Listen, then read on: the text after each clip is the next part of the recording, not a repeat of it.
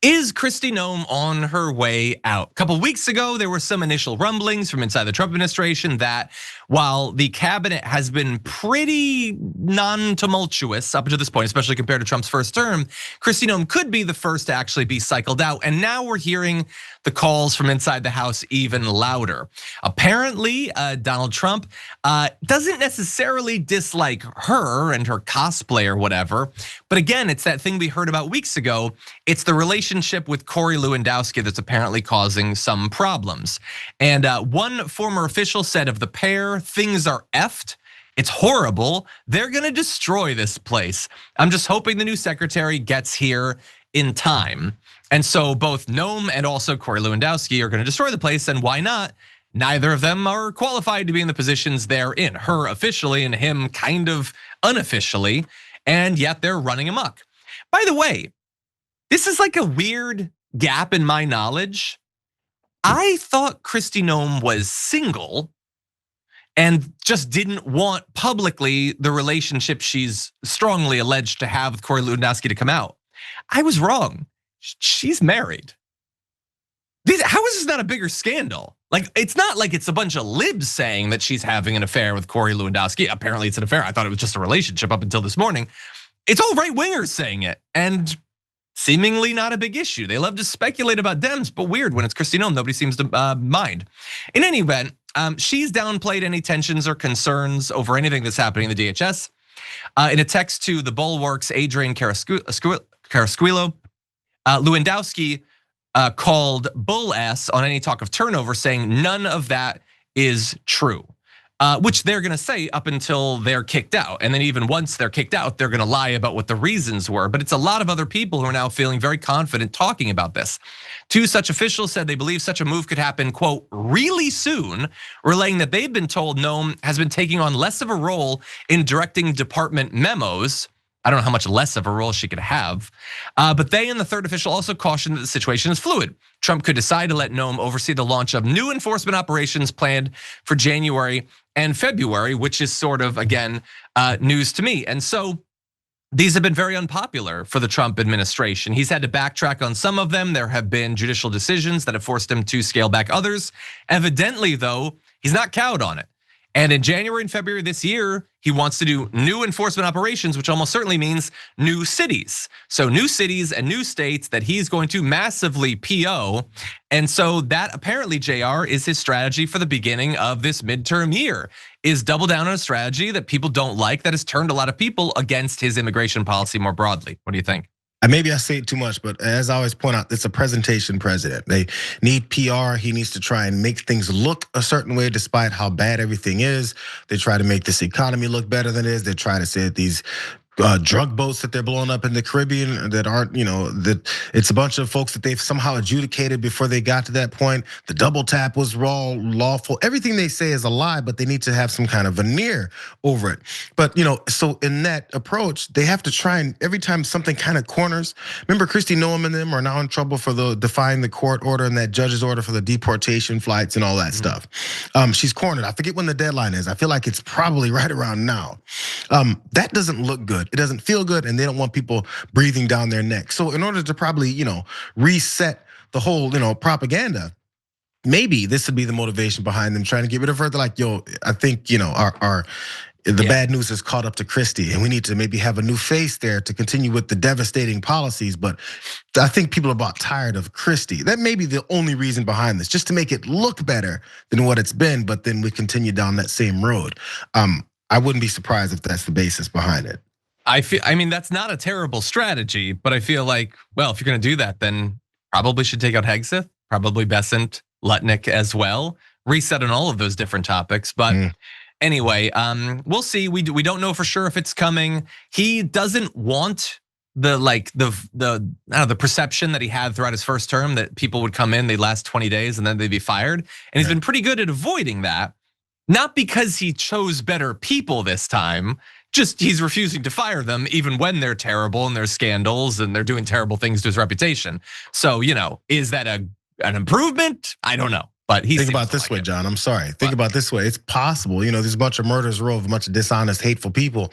You start booting people out that have no principals, they might get to squealing some more about what is they've seen and experienced and helped cover up.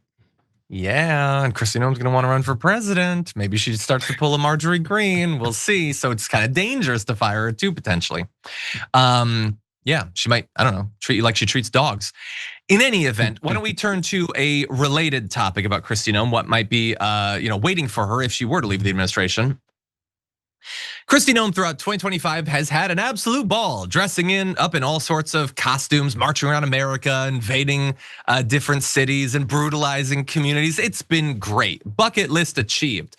But the fun might be coming to an end soon, thanks to a lawsuit that is suing the Trump administration and the DHS over the absolutely insane use of tear gas in residential areas over long periods of time, absolutely terrorizing people. And all that already sounds bad.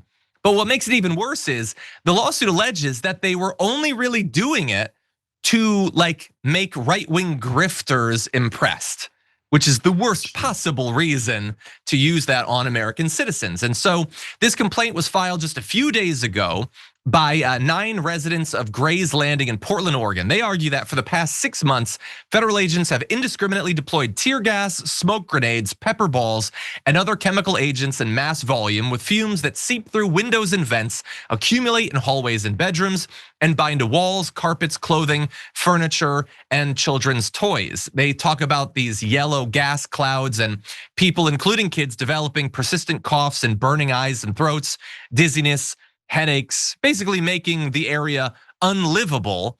And again, the vast majority of these people, full-on American citizens, their entire lives just being constantly abused, brutalized by the Trump administration, which doesn't care. They don't care about these communities. Some deployments, the lawsuit alleges, were not to address any real danger, but to, quote, put on a show for conservative influencers who had been invited by Kristi Noem and the DHS to film the protests for propaganda purposes. You know what TYT has always been about? Taking on the corrupt, greedy establishment. For us, it's the corporate media. We've been fighting that fight for over 20 years. For the cell phone industry, it's the same story. A handful of massive corporations ripping you off. That's why we're partnering with Noble Mobile. They're the only wireless company with the same mission as ours, to fight back. Their Noble plan offers unlimited data for just $50 a month. But here's the best part. For any data that you don't use, you get cash back. Real money you can spend however you want.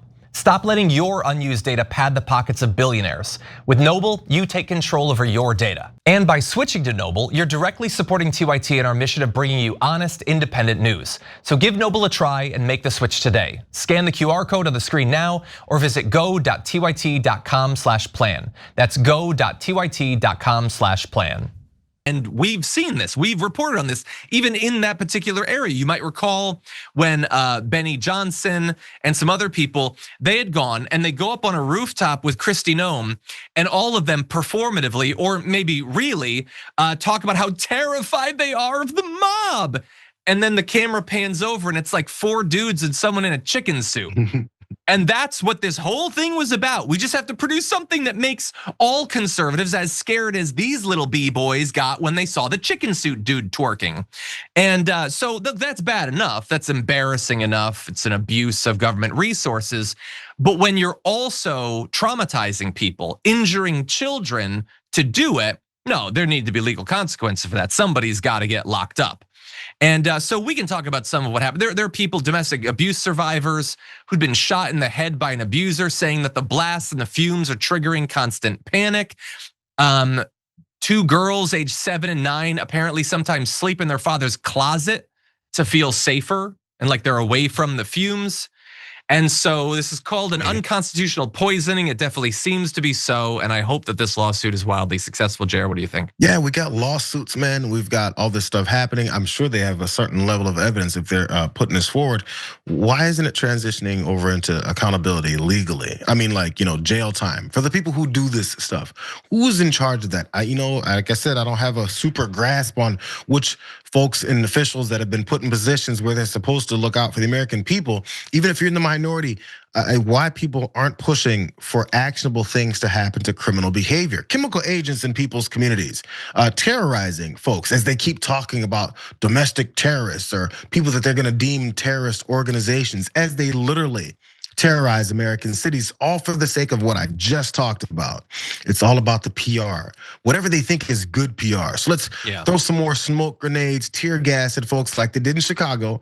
We saw that happen too. Greg Bovino caught some minimal consequences for that, and he had to run his ass out of the state.